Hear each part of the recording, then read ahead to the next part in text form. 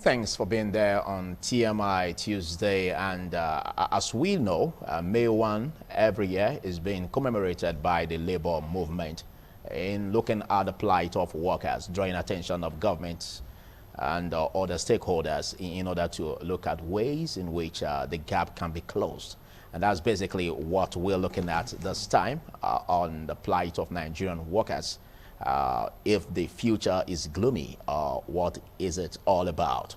And discussing this with me from my extreme left, I have a labor devotee, Money Mike Modesty, or Money Mike Modesty. Phillips, good morning. Thanks for joining me. Good morning to all of you. Mentioning of that name, something comes to mind. It's good news. Also good news. All right, next to him is a veteran journalist, media consultant, and teacher, Tony Abolo. Thanks for coming, Tony. Thank you very much. Thanks. All right, let's get to fill the pulse of Nigerian workers over the plight that they have been faced with. Will you say that there's a new song for the Nigerian workers commemorating May 1, 2021? Well, there is a new song, and the new song is on the negative side. Oh. Very negative song. Because the workers have been moved from the fry pan into the fire. They have been moved from a good position to a very worsening position in all ramifications. So when I say there's a new song, that is not to say that the song is a palatable one. It is a song that is crushing virtually all the workers in this federation, and by extension, all those people who are related to them. And you will know that a worker has not less than 15, 20 persons affiliated to him or her. Okay. Because of the kind of tradition, okay, custom, and our family kits and kins. Okay. So a single worker has no less than 15 dependents. Okay. The last time we checked, the whole issue about the minimum, the national minimum wage of 30,000 naira seemed to be settled. It's Would not you settled. agree? It's not settled. By law, it's settled. Okay. But many governors have still not implemented. Okay. And today, so part of the issues you're having. Yes. As of today, a bag of rice is 30,000 naira. A family where you have a husband, wife, and 4 kids, that is 6 persons. How do you expect a minimum wage of 30,000 that can only buy a bag of rice? The cost of transporting the bag of rice is not even there yet, from the market to the house. How do you expect a minimum wage of 30,000 to be able to see such family members through? The same people are expected to get water for themselves, they pay. Electricity, crazy bills will come. Medicals will come. No government intervention from any angle. Transportation. Just count it. The same family is expected to provide all this for themselves because it's not coming from any other way, any other place. The medical facilities, you have to pay through the nose. A lot of workers are even losing family members because of inability to have access. When I say access, not that these facilities, some of them are not there, but they don't have the financial well-being to be able to have access to medical homes, okay, where they can attend to their sick ones. Okay. Hypertension is on the increase everywhere. People are dropping dead. Even workers are dropping dead even in the marketplaces. Have you not heard stories of workers getting to work, they sleep and they don't wake up there? It's happening by the day. And let me tell you, even when we are talking about workers, let me classify them. Because most times people refer to government workers and those in the private sector as the only workers. No! Even the policemen are workers. The soldiers are workers. The Navy, all those people who are in the paramilitary, they are workers. The carpenter is a worker. The brick molder is a worker. The artisans, they are all workers. And most of these people are dependent on those workers in the formal sector and in the private sector. They are dependent on them. Phillips, you are here. You are in the private sector. If you had commenced a building 3 years back, when the bag of cement was about maybe 2,000 naira, and you took a cooperative loan then, and you were not able to take it to DPC, maybe lintel level. Now you have paid the cooperative loan you took before. You have taken a fresh one. Unfortunately, the value of a bag of cement, as at the time you started off, is no longer the same today. Are you encouraged to continue that work? It's not possible. The cup of rice in the market, the price there is no longer the same. But your salary has not gained any astronomical increase. Okay, being that as it is, we understand that even as you're posing this, but the government again also is contending with a lot of issues in terms of the capability for some state government to pay, actually. But Tony Abolo, what do you make of this difference in terms of the labor demands and, of course, the government who seems to be having much of the burden on its shoulders? No. It comes back to the same thing. You know, you can put it under the umbrella of good governance. Okay. Because if you govern well, people will not run into this kind of hitches. Look at how concerned Biden was trying to advance the case of the workers. Their minimum wage has just been jacked up. Yes. Whether it's going to be implemented this year or next year, but at least there's a concern. You don't make mention of a developed polity. I know. Developed polity. You see, are we making an effort to go from developing to developed? No. So it comes the issue of value. Value. What value do we place on labor? Whether it's private or public. You see, we are carrying a colonial tradition in which they looked at us like black people you can kick anywhere. If you value that the production capacity of a country is dependent on its workers, and every establishment is dependent on its growth on the workers. Even if it's private, whether it's a carpenter's workshop, it's a barber's shop, is the Navy, like he was giving an example, or you are now even talking about, call it the formal public sector. All of it is dependent, because, I mean, does Buhari do all the work? No. Does the governor do all the work? No. So, don't you know you are dependent on people? Then comes the issue of reward, adequate reward. How do you reward somebody who is working? Because it's like a personnel management in an organization. When somebody comes into an organization, you imagine that he's come young, expectant, but at least willing to contribute his own quota into the organization. But you must also look at, in 10 years' time, where will this one be? First, he came unmarried. In 10 years' time, he may be married. He may have a child, and he may have 2 kids. Then they are going to go to school. That is how a society goes from developing to develop. But what happens in this society? Once they go up, they forget, that is, to use a typical African language, they kick the ladder. Okay, you spoke about the ideal situation. No, I don't know about ideal. No, I refuse. You see, we keep talking about ideal situation. Are we moving into the ideal? You see, you have to walk towards it. But nobody seems to be walking towards it. They neglect people. You hear people who work in places that never get paid for months. I mean, the people have died waiting for pension. People are complaining. Why should that be? Are you telling me the president doesn't eat 3 times a day? The governor doesn't eat 3 times a day? So we must go back to the basics. Okay. If you satisfy yourself and it's good for you, what do you think of the other person? So there's no question of ideal. Okay. We all, and again, I have to put this point. Listen, the workers themselves are part of their problem. They are part of their problem. And until they put pressure on the system to behave. And to me, there's an old-fashioned tradition about looking at workers' welfare. That's what the labor union executive ought to be surviving. No. If you look at the ecology of the economy, which means you must look at how are we governing ourselves? How are we saving? Are we wasting the money? Because if you waste the money, then you tell the worker there's no money. But if you force the government to be prudent, force NEPA to work, force the roads to work, then of course the worker won't have problem. Okay, that lies in the fact that the government needs to be prudent, like what you said. Yes. But don't forget that there are various issues, and the government keeps saying that the resources are minimal, are limited. And being that as it is, the Minimum Wage Act being taken from the concurrent list to from the exclusive list to the concurrent list seems to be facing a challenge even before the National Assembly. What do you make of that? What are your thoughts? It won't work. Even in the United States, it's on the exclusive list.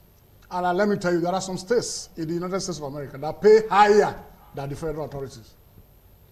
The exclusive list is where the minimum wage, as far as this country is concerned, is domiciled. And people are making an attempt to get it off there into the concurrent legislative list. And it's not going to work. It's already been resisted. Attempts were made in the past, and it never worked. And it's not good. I don't say it work now. It's not going to work. What makes you think it's not going to work? Now, let me tell you. We would have expected our legislators and our people who are elected into governance to be talking about devolution of powers so that states can take control of their resources. and makes a percentage remittance to the federation account. Our legislators are busy chasing shadows. Instead of doing the right thing, they are looking towards the downfall of the average Nigerian worker. Okay, so... Now, let me tell you the consequences. If it goes to the concurrent legislative list, a state as buoyant as Lagos, as Rivers, if you have bad leadership, may decide to pay even the lowest in the entire federation. As we speak, there is an issue in Kaduna with Governor El-Rufai, who is contemplating retrenching workers.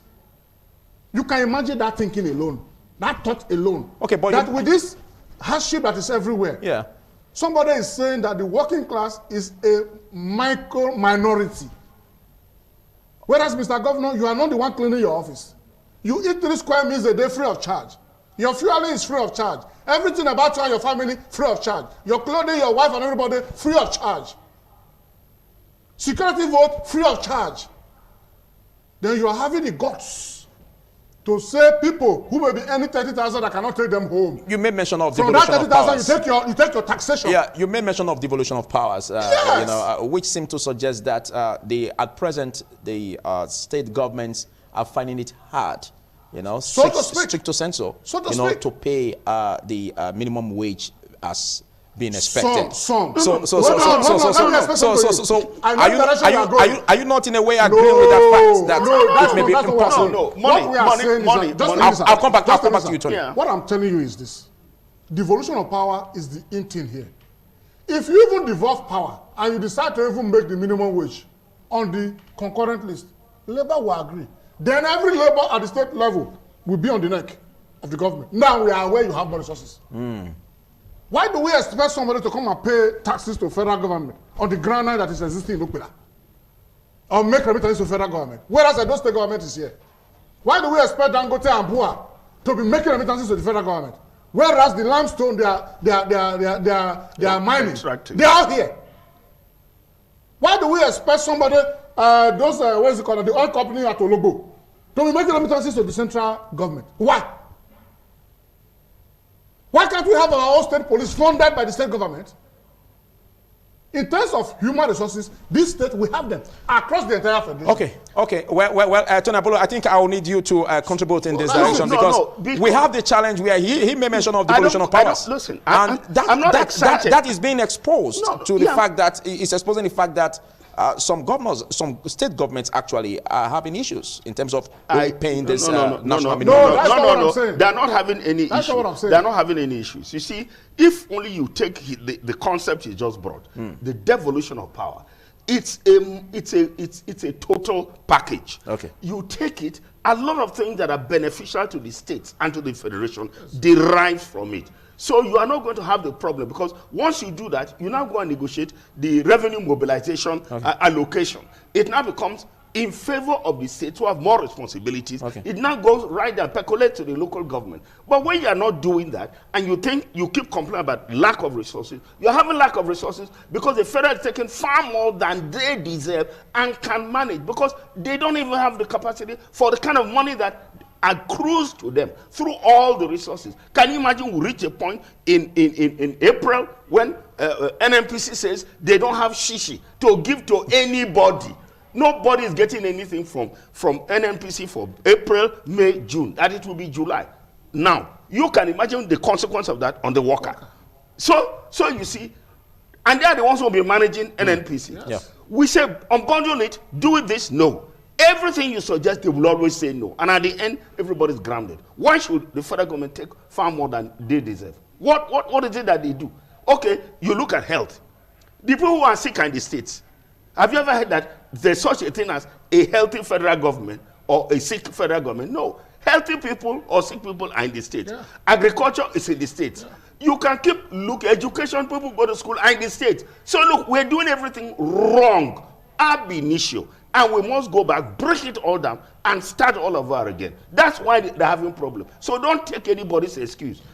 Okay, we have the challenge. Still with you on Tony Abolo. Tony Abolo. We have this challenge of the constituency, primary constituency of even these labor unions, saying that they seem not to have confidence in the union. being that there seem to be one or two compromises that may want to jeopardize the interest of the workers in time past as compared to the founding fathers of this union. Like Imodu and all that. Yeah, so how do you see this narrative, and how do you see the present labor leaders in this direction? I don't want to cast aspersion as such, but I like to ascribe it to the overall decline totally in the country. When quality of leadership is on the decline, not even excelling. So when everything else keeps breaking down, what do you expect to happen to the labor union? And you expect labor union to be more vigorous. In fact, there are times things are happening in this country. We are even saying, let the labor come up and salvage the system. But the labor leaders don't seem to come out like that. So there seems to be a setback. Absolute setback. To me, it is like shaking responsibility or total dereliction of even the so-called worker. Because like he has analyzed, and correctly so, we're talking about the carpenter, we're talking about the Navy, we're talking about the paramilitary, we're talking about the public service, we're talking about those in the private sector and the multinational corporations. Everybody's a worker. Therefore, when you now want to salvage the economy and salvage the process, you must come up and bear the burden. And remember, the founding fathers you're talking about, like Imodu, these are people who are selfless.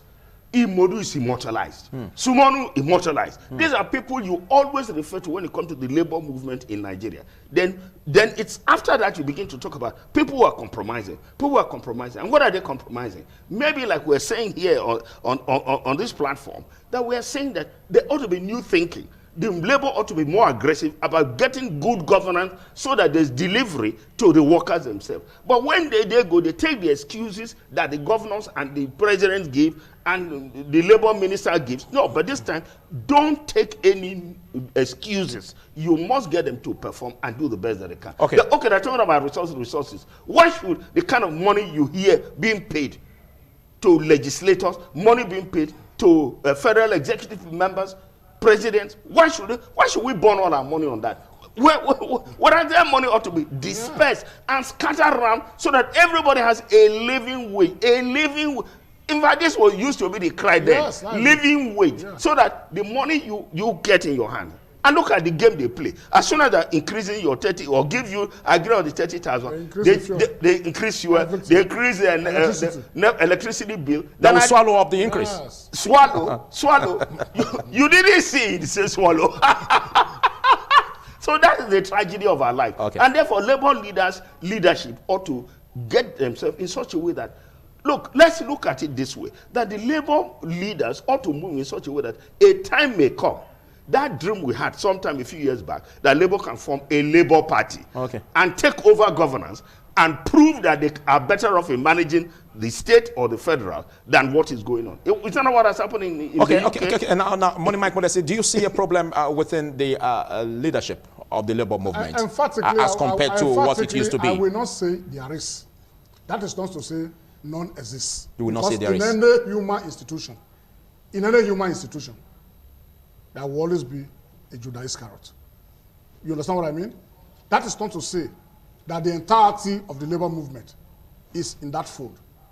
There are a lot of things sometimes we, those who are onlookers, will not understand about what labor leaders to some extent go through in getting to have some agreements reached or make some concession to allow certain things to happen. Because in the open, nobody comes to tell you all that has happened during a collective bargaining process. And it's not possible for everybody to come and tell you all that has happened there. So we can tell you we want it this way.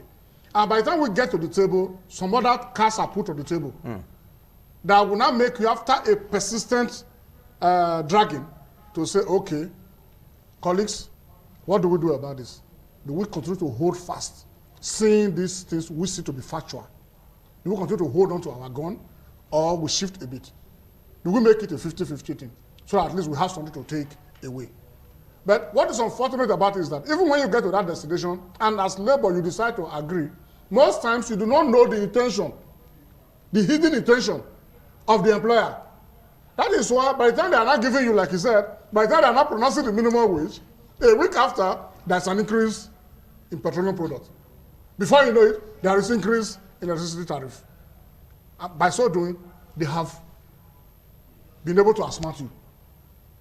But by the time you come back to start talking, Nigerians will say, okay, you hold on first. Why not hold on? You hold on. And in most cases, let me also tell you, the fact remains that this divide and rule, government has a way of using divide and rule, even amongst labor leaders. I'm telling you. And it is that divide and rule tactic that is always working against the collective interests of those who we mean well in the labor, on the labor side. Because before you know it, you discover that the person who you think you could even trust to continue to flow along with you in the struggle. And the person unfortunately becomes the Judas Iscariot who is not giving information to the employer. Before you discover that, it may be too late. Okay. You may even be shocked about certain things you think your employer may not know. And in the course of discussing, your employer will be bringing such things out. Okay, so you agree that this challenge is reducing the tempo of the struggle? It has always been there. And losing, even during the time of passion. If our founding fathers. Okay. These things were always there, but not as pronounced as we have them nowadays. Okay. Don't forget that labor leaders are members of the society. As our phases are different, so also our behavioral patterns, our thinking levels, our abilities and disabilities. There are those who are partisan politically. Among the labor leaders, they are partisan politically. Politically, yeah. If they have an aspiration, they may have the feeling that if we continue to hit hard, we may not be able to get it through at the end of the day. Therefore, let's do a mingling of a little to the right, a little to the left, and get to be at the center. But in all of this, no matter how strong-minded you are as a labor leader, you must be ready to listen to the other side. And if there is strong objectivity from the other side that will make you to shift your position, not to the detriment of your followers, you take a position that will be benefiting to both the employer and the followers. Okay, Tony Apollo. No, I just wanted to throw in something. You know, when he mentioned divide and rule, you know, a kind of divide and rule, there is a scenario now ongoing in Nigeria. Right now, you know, there's some problem between ASU and the federal government. There's a threat that they want to go back, that there's a deadlock. Doctors, federal government.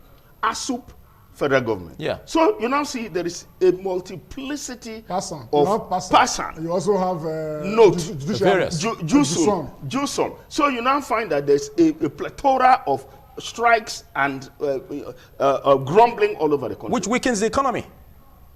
No. The strikes. No. Don't stand on that side of. We are talking about labor now, so don't stand on the side of government. Listen to me clearly. You see what happens? The government just throws in a little wedge and tells you, look, when you all begin to act like this, that you are threatening the stability of the federal government, you are being used by opposition. So they try to use blackmail, and that is what happens when labor gets weakened. Yeah. And of course, when they are threatened that way, look at what happened during Jonathan's time when we're demonstrating over fuel. Then they said, oh, you are threatening the federal government. That just dispersed the thing. NSAS, they come with blackmail, it disperses. So there are times you wish you can shake the place and get it to work, but that's why I go back again to the beginning. Those in government have not begun to appropriate the fact that to make a society work, you need the cooperation of the workers. And until you get that and get their buy-in, then you are not going to get the country to function. It doesn't take you, it takes the two. Like they say, it takes two to tango. Yeah. Okay. Thank you. In case you're just joining us, as TMI, and I've been having a chat with the labor devotee, Money Mike Modesty, and the veteran journalist and also a media consultant, Tony Abolo, on plight of Nigerian workers, closing the gap. Well, before we call it a wrap on this segment, Money Mike Modesty, let's look at other issues apart from the national minimum wage. What are you also clamoring for in terms of bringing respite to workers in Nigeria? Well, generally speaking, like I mentioned before, what we all need to be looking towards is devolution of powers, both as workers, as politicians, and in any field you find yourself. If we devolve powers, we have plenty of land, arable land in Edo. Likewise, every place in Nigeria. What's our investment in agriculture? What's our level of investment? How many people are into agriculture? Even those who are into agriculture, are they able to go to their farms any longer because of insecurity? If there is devolution of powers in all ramifications, so to speak, you discover that we need to retool our system. in all sectors and make them function very well. Now you know that you have surplus of grains in Edo. If a mudu used to sell for 500 naira when it was centrally controlled, now you don't have surplus of it. Don't you think the price will crash? It will crash. And when the price crashes here, there's every tendency that if, for instance, in Delta, they specialize in the production of yam, more people will come from Delta to Edo to come and buy grains. More people from Edo will migrate to Delta to go and buy yams. Exchange will ensue. Okay. Just like that. Now, how many industries do we have in Nigeria? Those that have even existed, and most of them are migrating. Electricity is nowhere to be found. You don't have it. You are operating in the private sector. You know how much you spend on diesel to make this place function. And when somebody is to bring an advert, will the person not pay? You just have to pay. But the person's income has no positive reflection. Okay. So a lot of things are involved in this. Okay. When if government can genuinely, all of us can agree to devolve powers, we can hold our state executives accountable. You no longer have that time of giving excuses on federal allocation, federal allocation. Now it's no longer federal allocation. Generate your resources. I was amazed recently when Mr. Governor was talking about only about 200,000 people are paying taxes in Edo. Why would that be? And those civilized climes, you and I know, that most of them don't even have the mineral resources we have. Yet, they are developed through taxation. But how many people are paying taxes in Nigeria, apart from the Nigerian worker? You and I. Okay, what's the present posture of the workers in Edo State? When you say posture, as in? The present posture, I mean, in terms of the relationship or the way at which they are getting respite from the state government. Well, will you say the plight is quite encourageable? For me, I have no say as far as this question is concerned. Because one man's meat is another man's poison. But on the average, I will tell you, to the best of my knowledge, the government is doing well. On the average, it's doing well. Okay. Compared to available resources. In terms of management of resources, government is doing very, very well. Okay. Compared to many other states. Will you say that there could be also other issues where the government or the governor needs to also stand in for the workers in terms of bringing respite? What are other issues? Or will you say that I think everything is okay? What is germane here is, like I know the present government to have been able to have been doing, they don't play with salaries. And there are many states in this federation where salaries of up to 6, 7, 8, 9 months are still be owed. But this present government does not play with issues of salaries. Okay. Workers' welfare, issues of promotion and others. Okay. They don't play with it. So that's his corporate. But although there is a comma somewhere, because it doesn't trickle down at once to all of them at the same time. But at the end of the day, it goes to everybody. Okay. And apart from that, if the state government, for example, has more resources, there's every tendency that they will employ more workers because the government is aware there are vacancies existing in many places. But they are managing the little one they have. And I'm proud to say that the present government knows how to manage resources very well. So the relationship is friendly? It's friendly, except for the AAU, where you have issues right now. Okay. AAU, there are issues. And I want to call on Mr. Governor to try as much as possible to see how he can resolve the issues in AAU. Okay. There are still some other issues with some sets of workers, like those in the School of Agriculture, Polytechnic, and others. Issues there, they need to be attended to. But let me also say something here. You see, there is a dimension which governors will want to go very soon. Most of these tertiary institutions, they want them to be self-sufficient in their own funds. They will tell you funds available to governors or governments are no longer sufficient for us to share to the tertiary institutions. And if they do that, what that will imply is that the average Nigerian child will no longer have admission access. We will have admission access, but will not have the financial capacity to attend state-owned institutions. Because most state-owned tertiary institutions, they are grounded right now. For instance, ASU, Akpoma, is asking for their rights. Salaries have not been paid for some time. I don't know whether they have paid them now. A worker is worthy of his wage. Then what are the issues? Why is it that for some months salaries are not paid? So they may detour to having to do a kind of maintain your independence as an institution. And the import of that is that school fees that used to be 100,000 may now be 300, 400, 500,000. Population of students would dwindle. Okay. The poor man's child will no longer have access. So a lot of things are involved.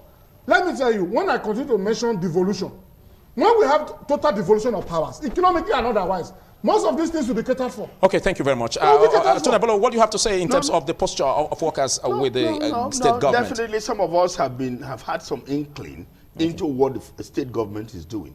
And you feel very proud about how they manage their resources and how on the prompt salaries are paid, pensions are equally being paid, and there is attention to even new recruitment and new facilities for training public servants. Okay, you made mention of pensions are equally being paid, but you didn't make mention of gratuities, or is that away from it? Well, that's a long shot because it takes a lot of resources to get to that level. Okay. It's but because you see that's the lump sum, and then if you don't have all the resources, given the people whom you are pulling down, you have to meet that obligation. Okay, so which means not until the devolution of powers issue is settled. So that will also be a drag. Yeah, it's all tied, everything. That's why I said it's a total package. Okay. But for now, at least many people in Edo State are quite happy, and like my friend did say, if only devolution comes, a prudent government like this, if it maintains this same policy through the years, Edo State will scale up. All right, thank you very much. Big thanks, Money Mike Modesty, for taking the time to be part of this. Thank you so much. And thank you, Tony Abolo. Thank you. Well, there's much we can take on this segment, and we will be taking out on the insecurity of the country, looking at the challenges of security coming up across the country and how that can be resolved. This will be coming up shortly. Stay with me.